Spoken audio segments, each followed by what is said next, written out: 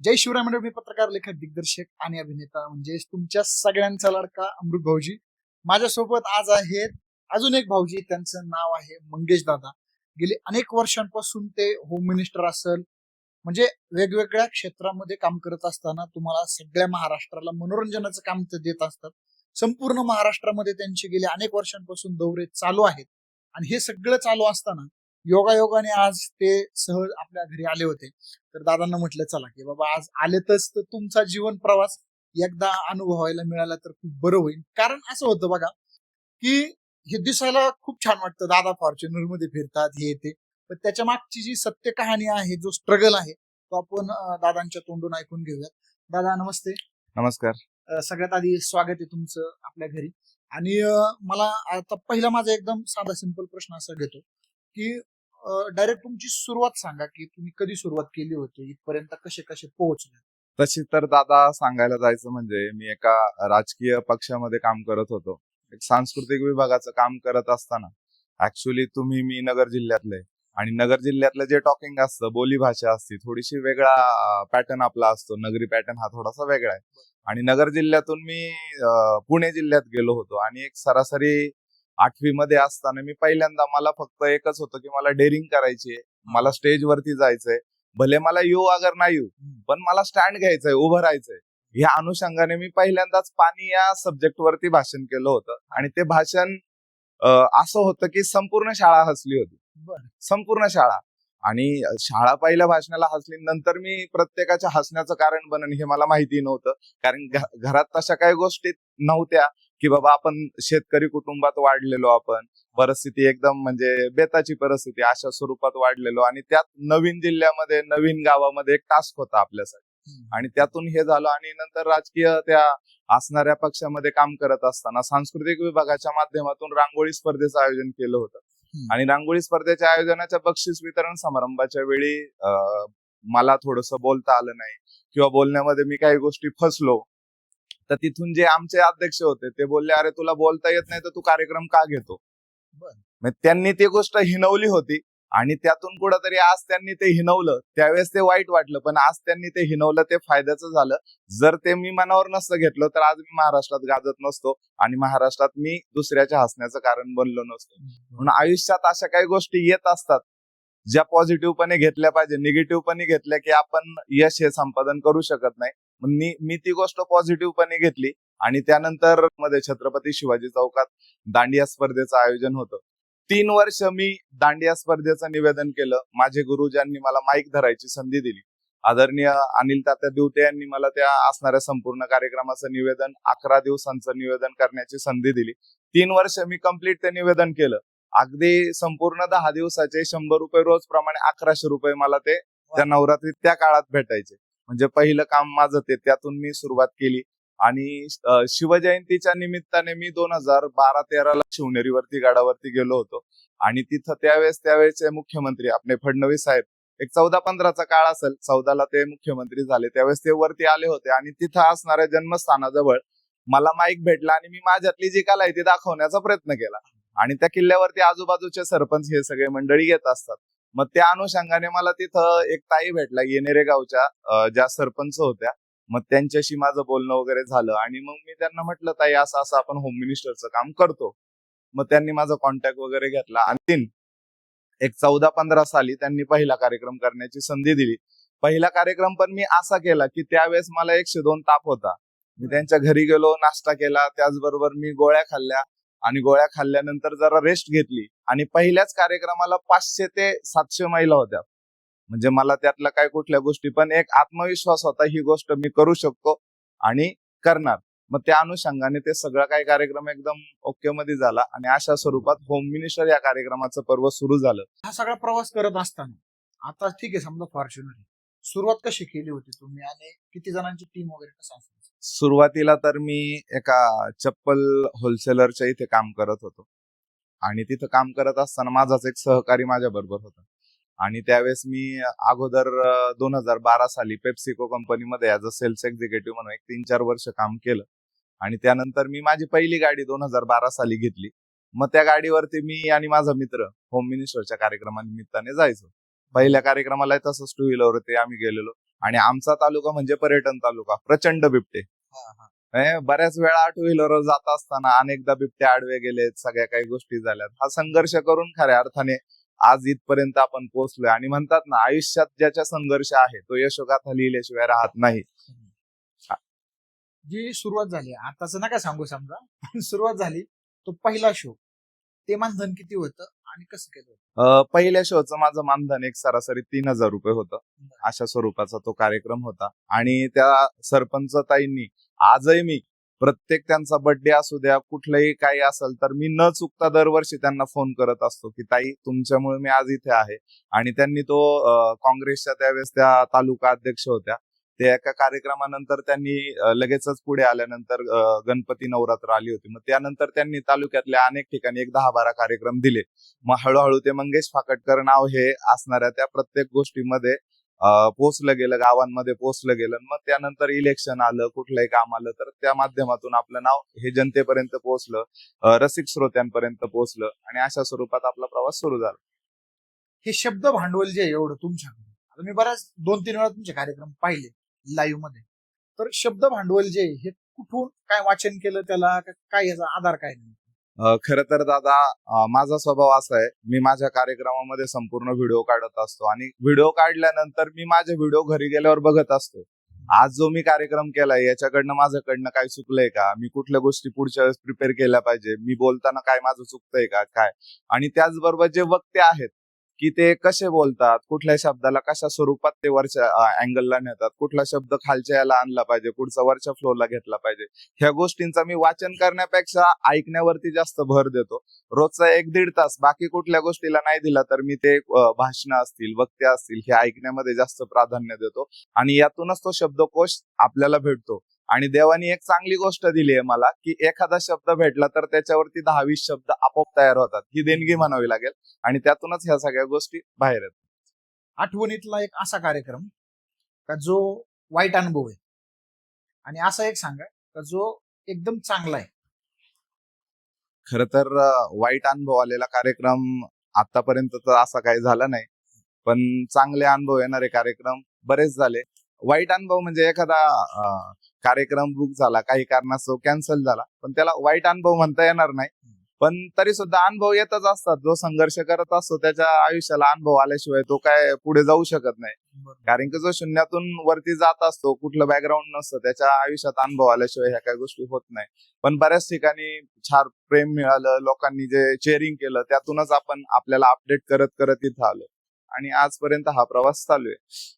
आता हे गळ्यात असन, हातात असन, हे सोनं नाणं, ह्याच्या मागची जे कष्ट होते ते कसे होते, का पहिल्यापासूनच रईस? नाही, खरं तर मी रईस नाही म्हणता यायचा, एक जातीवंत सोनार आहे. आणि पूर्वीचा काळ माझा जर बघितला तर मला त्यावेळेस चांदी घालायला खूप आवडायची.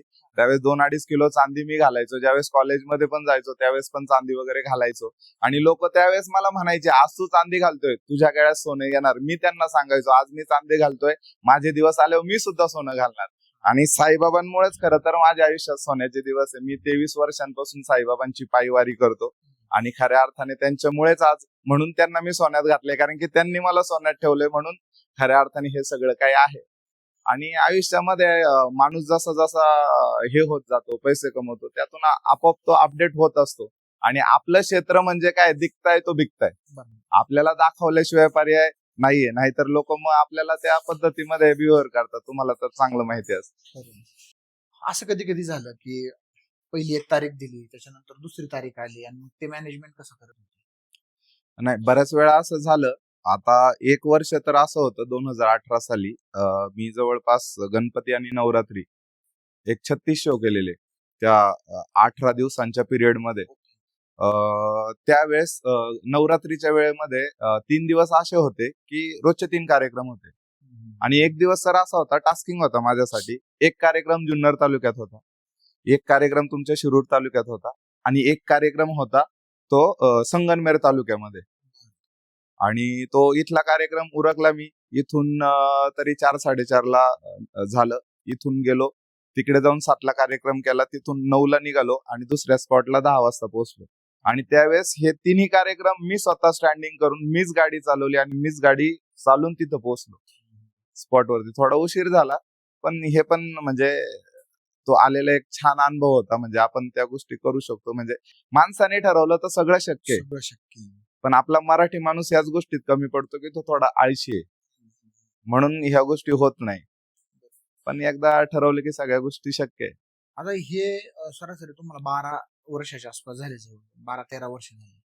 पण खरी ग्रीप घ्यायला किती वर्ष गेली? खरी ग्रीप तशी 2019च्या वेळेस जे काही झेडपीचं इलेक्शन वगैरे झालं त्यावेळेस बऱ्यापैकी झेडपीच्या उमेदवारांचे कार्यक्रम वगैरे होते.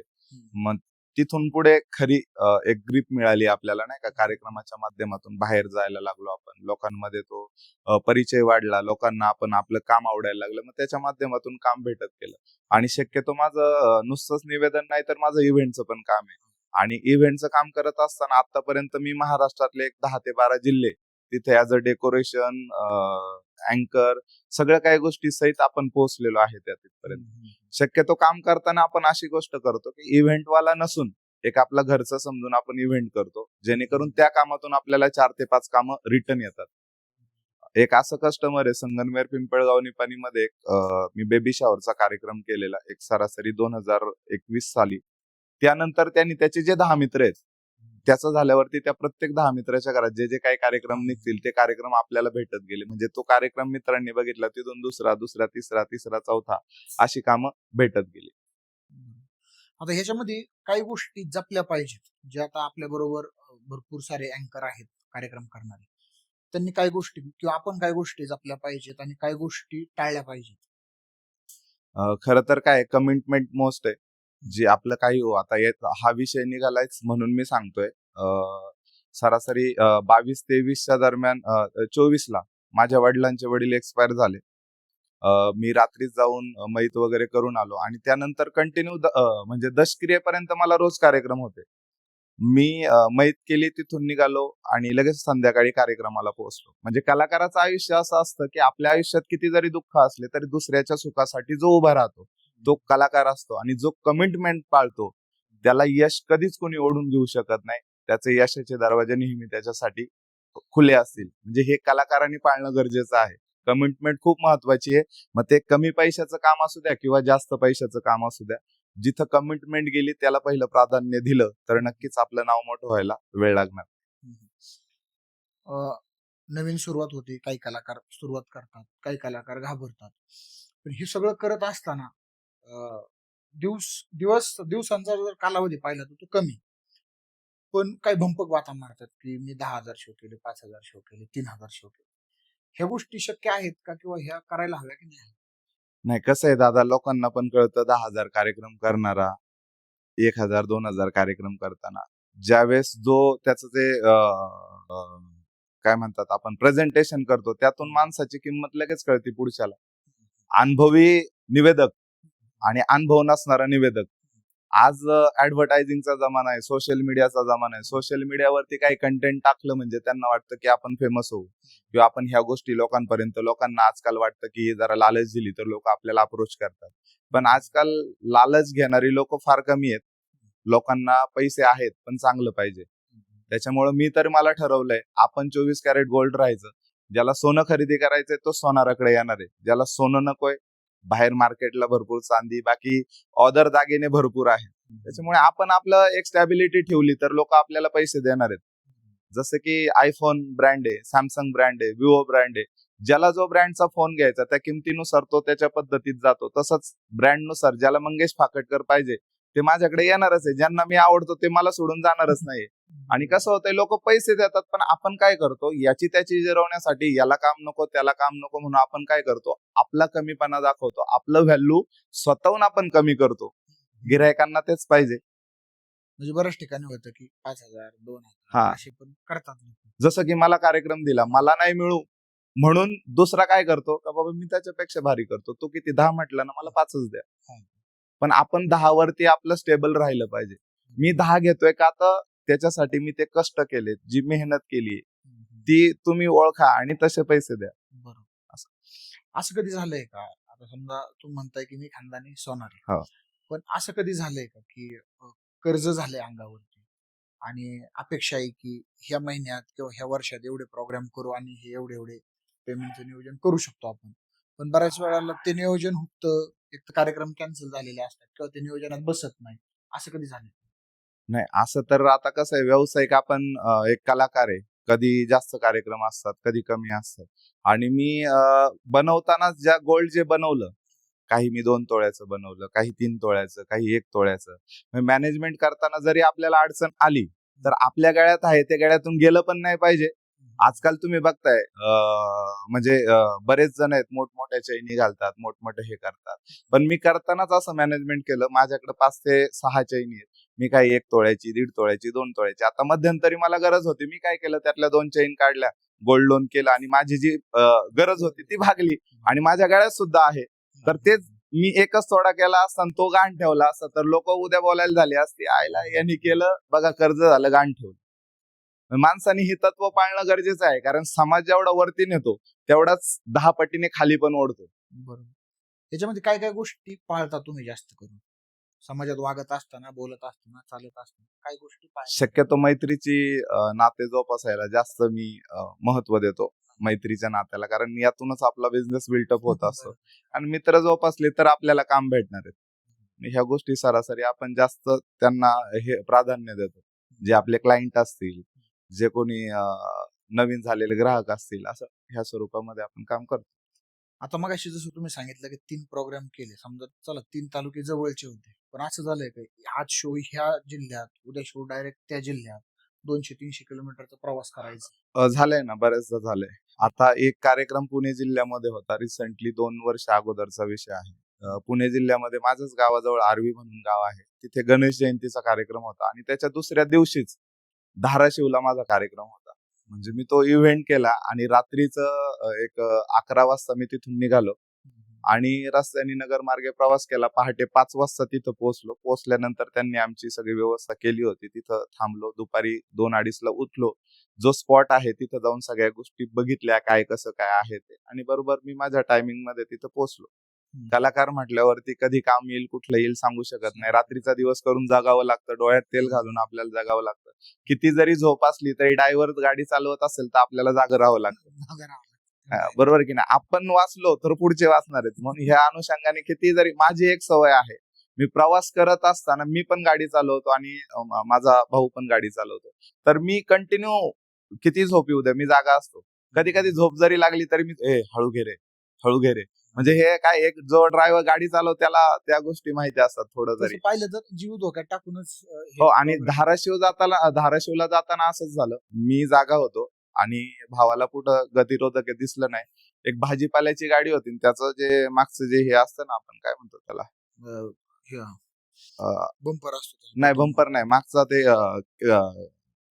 तर ते मागच्या बाजूला होतं आणि त्याच्यावर कॅरेट होते. ओके. हा. दरवाजा मागचा. हा, फाळकं. हा, तर मग ते त्याला काही दिसलं नाही आणि तो त्या फाळकं गाडीवर आदळणार. त्यात म्हटलं, अरे गतिरोधक आहे. मग ती गाडी क्लोज झाली तरी नॉर्मल हे झालं. म्हणजे असं बरेच प्रसंग येतात की त्यातून ह्या गोष्टी.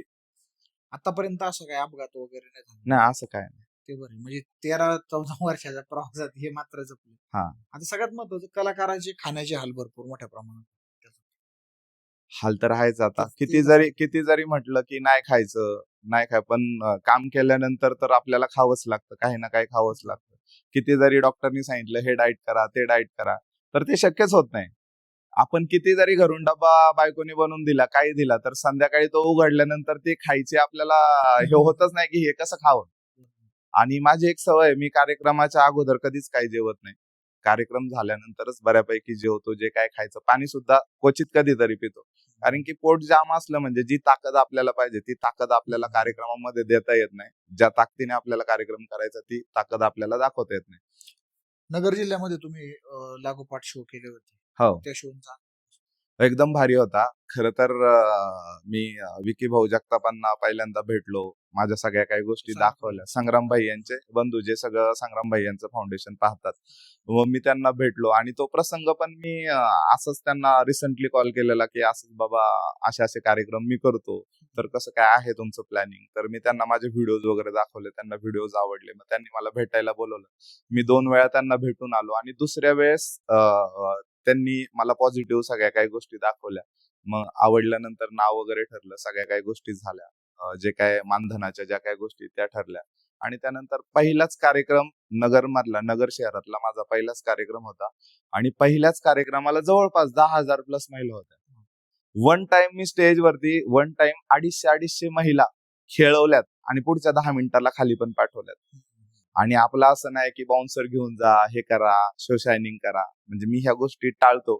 जे काय करायचंय ते आपल्या वक्तव्यातून, आपल्या कार्यक्रमातून आपल्याला दाखवता आलं पाहिजे. आणि त्यावेळेस माझ्याबरोबर फक्त माझी 2च मुलं होती जी माझ्याबरोबर काम करतात. ती इकडनं एक जण, इकडनं एक जण. जशी बाजीप्रभूंनी खिंड लढवली तशी ते त्या महिलांना कंट्रोल करत होते. आणि तुम्ही एक निवेदक आहात, तुम्हाला माहिती खेळायला यायचं म्हणजे महिला किती उत्सुक असतात. उत्सुक असतात.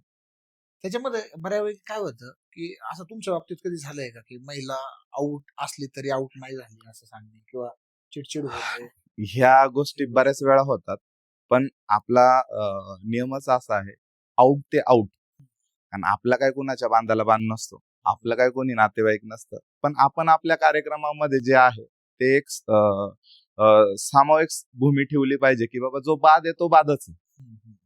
मग त्यात एक्सक्यूज नाही, आता घेऊ, असं करू, नंतर हे. कारण एकाला संधी दिली म्हणजे बाकी पण त्याचीच वाट बघत असतात. मग ती गोष्ट शक्यतो टाळतो. पण मी एक त्याच्यामध्ये असं एक हे घेतो की फायनलच्या अगोदर आपण ज्या ज्या बाद झाल्यात त्यांना एक संधी पुन्हा जिंकण्याची. मग त्यातून त्यांच्यामध्ये जे हे ते पॉझिटिव्ह एनर्जी ती वाढती की बाबा आज आपण हारलोय.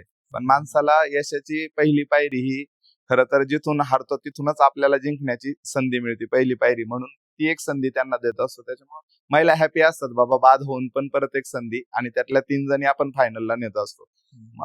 त्या हिशोबाने अडचण अशी काही कुठे येत फॅमिलीला वेळ देणं शक्य होतं का? नाही. शक्य नाही होत, पण वेळ काढावा लागतो. आता काय, घरातला आपण बाहेर होम मिनिस्टर करतो, घरातला जर शांत नाही ठेवला तर आपलं काय खरं नाही. आणि तसं तर माझी मिसेस सुद्धा एक कलाकार आहे. गेल्या 18 वर्षांपासून ती पारंपरिक लावणी जोपासण्याचं काम, जपण्याचं काम करते. म्हणून ती कलाकार असल्यामुळे कलाकार काय हे बऱ्यापैकी तिला माहिती. ती बाहेर शो आजही ती करते. मग ती बऱ्याच वेळा शोला गेल्यावर तिला यायला उशीर होते. ह्या सगळ्या गोष्टी होतात. त्याच्यामुळे ते थोडंसं आमचं जुळून येतं की बाबा कलाकाराची गोष्ट समजू शकतो. म्हणजे पण तरी सुद्धा हट्ट असतोच की बाबा फिरायला नेत नाही, असं नाही. आणि ती प्रत्येक स्त्रीची, प्रत्येक बायकोची तेवढी अपेक्षा असतेच. कारण की ती तिचं स्वप्न सोडून आपल्या स्वप्नांसाठी आयुष्यभर जगत असते. मग त्या गोष्टी तिला द्याव्याच लागतात. बरोबर. आता ह्याच्यामध्ये अशी कधी घटना घडली का कोणीतरी मागं खेचण्यासाठी ट्रॅप रचलेला असन किंवा काय असन, अननोन नंबरवरून मुलीच्या नावाखाली मेसेज आले, फोन आले, असं काही गोष्टी? नाही, असं तर कधी काही गोष्टी झाल्या नाही. आणि तशा होणारही नाही. कारण आपण तितकं सतर्क राहत असतो. नाही, सतर्क राहणं ते हा खूप हा हा गरजेचं. आणि त्यात आपली बायको कलाकार आहे, त्याच्यामुळे आणखी सतर्क राहावंच लागतं. बरोबर आहे की नाही? शक्यतो आपण त्या गोष्टींकडे जास्त काय कधी विषय येत नाही. आणि कुठल्या गोष्टी असं काय. आणि कसं आहे, तो कलाकाराला तो डाग न लागणं हे खूप गरजेचं असतं. गरजेचं आहे. तरच ते आपण आयुष्यभर त्या गोष्टी करू शकतो. बरोबर. तर आता एक शेवटचा प्रश्न विचारतो. महाराष्ट्राच्या जनतेला काही एक आव्हान दे म्हणा किंवा एक मार्गदर्शन म्हणा, नवीन कलाकारांसाठी म्हणा, काय सांगू शकता? खरं तर महाराष्ट्राची जनता ही चोखंदळ आहे. त्याला नवं काय, जुनं काय, सगळ्या गोष्टी कळतात. आणि ते व्यक्त होतात. आज सोशल मीडियाचं जग आहे, आपण पाहतो. चांगल्याला चांगलं म्हणणारी आपली महाराष्ट्राची जनता आहे, रसिक श्रोते आहे. म्हणून आज आपण खऱ्या अर्थाने, ज्याची 2 व्हीलर घ्यायची लायकी नव्हती तो माणूस फॉर्च्युनर मध्ये फिरतोय. आणि हे सर्वस्व जे काय आहे हे कलाकारांमुळेच आहे. याच्या व्यतिरिक्त माझा कुठला बिझनेस नाही की माझे वडील कुठं असे मोठ्या हुद्द्यावर कामाला नाही की बाबा ह्या सगळ्या गोष्टी.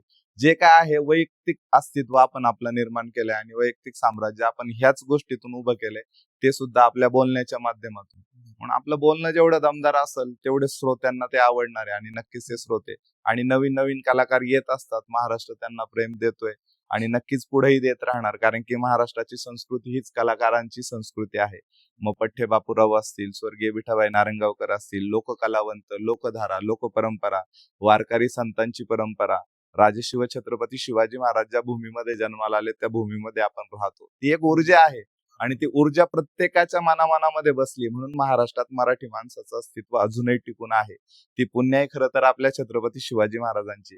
395 वर्षापूर्वी ते जर नसते तर महाराष्ट्रातल्या प्रत्येक हिंदूंना मुघलांच्या बुरख्यामध्ये राहावं लागलं असतं, गुलाम म्हणून राहावं लागलं असतं. हे उपकार आपल्या बापाचे आपल्यावरती आहेत, म्हणून आज महाराष्ट्रात मराठी माणूस म्हणून हे आपलं अस्तित्व आहे. आणि त्याच राजांच्या आपल्या बापाच्या भूमीतून मी आलोय. खरं तर मी माझ्या प्रत्येक कार्यक्रमामध्ये छत्रपती शिवाजी महाराजांचं गाणं गायल्याशिवाय आणि आई वडिलांचं गाणं गायल्याशिवाय कार्यक्रम संपवत नाही आणि सुरुवात महाराजांच्या गाण्याशिवाय करत नाही. जसं की तुम्ही आरती लावून करता. आपण आपला धर्म, आपल्या बापाचं अस्तित्व ज्यावेळेस महाराष्ट्रातल्या मराठी माणसाला कळत नाही तोपर्यंत महाराष्ट्रातला मराठी माणूस मोठा होऊ शकत नाही. म्हणून आपला बाप काय आहे हे ज्यावेळेस आपल्याला समजणार आहे त्यावेळेस मुलगा सुद्धा त्याच स्वरूपात वागणार आहे. म्हणून आपला हे ज्या काही गोष्टी आहे आपण जनतेपर्यंत, आपल्या रसिक श्रोत्यांपर्यंत पोहोचवण्याचं काम करतो. कारण की आपल्या हातात असतं आपल्याला काय द्यायचं आणि काय नाही. बरेच जण होम मिनिस्टर करतात. आता आपण होम मिनिस्टरवरच मुद्दाम बोलूया. काही आता समजा गौतमी असतील, राधा पाटील असतील, बाकीच्या गोष्टी येतात. तर ह्या कोणी कोणाला जास्त प्रतिस्पर्धी मानत नाही किंवा मानतात पण. आपल्या क्षेत्रामध्ये पण बऱ्यापैकी तशा गोष्टी आहेत. तुम्ही कसं पाहता ह्या गोष्टी? नाही, कसं आहे, आता आपण आपलं एक वेगळा हे तयार केला आणि जरी डबल टिबल काम आली तर जे आपले जवळचे जे चांगले आहेत आपण पार्टीला नाव सुचवत असतो की बाबा तुम्ही हे आहे, तुम्ही तुमच्या स्वरूपात तुमच्या लेवलला तुम्ही त्यांच्याशी बोलून काय असेल तुमचं तुम्ही ठरवून घ्या. अशा स्वरूपात आपण बऱ्यापैकी करत असतो. आणि बऱ्याचदा अनेक जणांना काम सुद्धा आपण दिलेली आहेत. म्हणजे आतापर्यंत मागे बऱ्याचदा जे काही न्यू कमर होते, काही आता एक तर माझ्याकडे इव्हेंटचं काम शिकायला मुलगा आला होता. एक वेळेस अशी होती की सकाळी मला दुसरीकडे काम होतं आणि एका लग्नात कोण नव्हतं. मी त्याला सांगितलं असं असं कर, ओके. आणि तो आज निवेदक झालाय, बाहेर चांगली काम करतो. आपल्याला आनंद आहे. आपण त्याला प्रतिस्पर्धी मानत नाही. आपलं जे हे आहे ते आपल्याला माहिती आहे. प्रत्येक जण आपल्याकडनं एक जण शिकला आणि तो बाहेर जाऊन नाव कमवतोय यात आपल्याला आनंद आहे का आता आपला माणूस कुठेतरी पुढे येतोय. आणि प्रतिस्पर्धीचा काही विषय नसतो. प्रत्येकाची काम करण्याची पद्धत, प्रत्येकाच्या सगळ्या काही गोष्टी वेगवेगळ्या असतात. देवानी सगळ्याच एक दिलेला नाहीये. तुमची कार्यक्रम करण्याची पद्धत, माझी कार्यक्रम करण्याची पद्धत ही फार वेगळी आहे. आणि कुणाची पद्धत रसिक श्रोत्यांना आवडेल त्याला लोक डोक्यावरती घेतात. अशा स्वरूपाचं आहे. आणि सोशल मीडियामुळे तर सगळ्यांना आज जो इंस्टाग्राम, फेसबुक वरती गाजतोय लोक त्याला जास्त हे. थोडं रॅपिड फायर घेऊयात. रॅपिड फायरच्या आधी एक प्रश्न विचारला. तुमचा वैयक्तिक तुमचा आवडता निवेदक कोण आहे होम मिनिस्टर करणारे? तसं आवडता निवेदक तर होम मिनिस्टर करणारे सगळे छानच करतात. काय असं हे नाही का. पण मी कसं आहे असं कुणाला म्हणजे बघून किंवा काय असं नाही का की ह्या सगळ्या गोष्टी हे झाल्या पाहिजे. मी काम करत असताना बाकी गोष्टी बघून वगैरे बऱ्यापैकी हे केलेले आहेत. म्हणजे असं कसं होतं की आपण आपला पॅटर्न कसा वेगळा तयार करू या अनुषंगाने. नाही तर बऱ्याचदा बोललं जातं आम्ही काम करतो, काही आपण हे पण बघितलं असेल की आम्हालाच कॉपी करतात, लोक मोठी होतात. पण असं काही नसतं. प्रत्येकाचा एक वेगळा कंटेंट असतो आणि त्या कंटेंटनी तो काम करत असतो. मी माझ्या कंटेंटमध्ये, प्रत्येक कंटेंटमध्ये सासू सुनेचं नातं कसं मला प्रबळ करता येईल याच्यासाठी मी प्रयत्न करत असतो. नारी शक्तीमधलं जे असणारं हे आहे त्यांना जाग करण्याचं काम मी खऱ्या अर्थाने करतो. कारण की आपण पाहतोय महाराष्ट्रात अत्याचार होत आहेत, ह्या सगळ्या गोष्टी होत आहेत. पण याला एकच गोष्ट कारणीभूत आहे. जोपर्यंत महिलांमध्ये बहीण म्हणून, आई म्हणून, ताई म्हणून साम्य येणार नाही तोपर्यंत महाराष्ट्र अत्याचार मुक्त होणार नाही. सासू सुनेमध्ये लेकीचं आईचं नातं झालं नाही तर महाराष्ट्र वृद्धाश्रम मुक्त होणार नाही. म्हणजे प्रत्येक गोष्टी जशी स्त्री महत्वाची तशी ह्या गोष्टीसाठी देखील स्त्रीच महत्वाची आहे. सौभाग्यवती म्हणजे 100 जणांना पुरून उरणारी एक स्त्री, इतकी ताकद तिच्यामध्ये. पण ती ताकद फक्त ती घरातल्या नवऱ्यासमोर दाखवती. तीच ताकद तिने अत्याचार करणाऱ्या त्या नराधमांसमोर जर दाखवली तर महाराष्ट्रातली लेक बाळ सुरक्षित झाल्याशिवाय राहणार नाही. पुन्हा एकदा जिजाऊ जन्माला येऊन त्या जिजाऊचा छावा छत्रपती शिवाजी महाराज जन्माला आल्याशिवाय राहणार नाही. त्या गोष्टी आपल्या हातात असतात. सामाजिक प्रत्येक गेम मधून, प्रत्येक राऊंड मधून सामाजिक संदेश देण्याच्या माध्यमातूनच मी काम करत असतो. तुम्ही ते पाहिलं असेल. आणि आता ह्याच्यामध्ये रॅपिड फायर मध्ये पहिला प्रश्न, आई की बायको? दोघी पण नाही रॅपिड फायर दोन पैकी एकच उत्तर पाहिजे. नाही, आई जरी म्हटलं तरी आता माझ्या मुलांची माझी बायको आईच आहे ना. मग आईला दोन्ही शक्यतो कसं होतं कधी कधी मी बायकोला बऱ्याचदा बोलतो. पण आई शेवटी कसं असतं, तिने जन्म दिलाय, तिने जग दाखवलंय म्हणून बायको मिळाली. म्हणून शक्यतो मी आईला जास्त हे करत असतो पण बायकोला पण तेवढ्या गोष्टी करत असतो. आणि कसं असतंय शेवटी आईने आपल्याला लहानाचं ज्यावेळेस आपण पोटात असताना तिने नरक यातना सोसून काही खायचं जरी तरी बाळ पोटात आहे म्हणून काही खाल्लं नाही, एवढ्या सगळ्या गोष्टी करून आपल्याला हे जग दाखवलंय. मग त्या आईला आपण पहिलं स्थान हे दिलंच पाहिजे. बायको जरी हृदयाजवळची असली, ती आईमुळे हृदयाजवळ झाली. आईने जन्म दिला नसता तर ती बायको आली असती का? नाही. छत्रपती शिवाजी महाराज की साईबाबा? खरं तर छत्रपती शिवाजी महाराज आणि नंतर साईबाबा. कारण की छत्रपती शिवाजी महाराज 395 वर्षांपूर्वी त्यांचं अस्तित्व होतं आणि त्यानंतर त्यांच्यामुळेच परमश्री सच्चिदानंद सद्गुरू साईनाथ महाराज आता 100-110 वर्ष होत आले. ते जर महाराज नसते तर साईबाबा नसते, महाराज नसते तर साईबाबा नसते. कारण की हिंदूंचं कुठलंच मंदिर टिकलं नसतं तर हे देवदैवत आपल्या आयुष्यात आले नसते आणि ते टिकवण्याचं काम आपल्या बापाने म्हणजे छत्रपती शिवाजी महाराजांनी केलं. खरं. उपमुख्यमंत्री आता आहेत एकनाथजी शिंदे, काही दिवसांपूर्वी मुख्यमंत्री होते आणि आता मुख्यमंत्री आहेत फडणवीस साहेब. दोघांमध्ये कोण? एकनाथ शिंदे साहेब. का? खरं तर एक धर्माविषयी आबोला असणारा आणि महत्वाचं म्हणजे माझ्या मामाचं गाव ठाणे आहे आणि लहानपणी बऱ्याचदा साहेब ज्यावेळेस नगरसेवक होत होते, ज्या वार्डातून ते होते त्या वार्डात माझ्या आईचं मतदान देखील होतं आणि लहानपणी बऱ्याचदा त्यांना मी भेटलो सुद्धा आहे. आणि माझी मिसेस साहेबांचं जे जुनं घर आहे किसन नगर 3 मध्ये, तिथे साहेबांच्या जुन्या घरापाशी आणि आता माझा मामा जिथं राहतो तिथं आणि मिसेस हे म्हणजे मागच्या साईडला साहेबांच्या बंगल्याच्या मागे मिसेस राहतील, साहेबांच्या बंगल्यासमोर माझे मामा राहतात. आणि माझ्या आईच्या आत्तेभाऊ तो पत्रकार आहे. साहेबांच्या घरात सकाळी 4 वाजता जे काही पेपर वगैरे जातात ते माझ्या मामाच्या माध्यमातूनच जातात. म्हणजे साहेब आणि दमदार माणूस आहे. मराठी माणसं शेतकऱ्याचं पोरग आहे. महत्वाचं म्हणजे एक रिक्षावाला. आपण सुद्धा लहानपणी सायकलवरती अक्षरशः मी पॅम्पलेट वाटलेले आहे. 7वीत असताना मी दुकानाचे पॅम्पलेट वगैरे वाटून माझा तो जीवन प्रवास सुरू झालेला आहे. ज्यांनी कष्टाने उभारले, हा माणूस आपला प्रेरणादायी असेल तर नक्कीच आपण यश अजून मोठं गाठू शकतो. म्हणून एकनाथ शिंदे साहेब हे माझे प्रेरणास्त्रोत. तर हे होते आपल्या सगळ्यांचे लाडके भाऊजी मंगेश दादा. तर अशाच अपडेट पाहण्यासाठी चॅनलला फॉलो करा आणि सबस्क्राईब करा. धन्यवाद.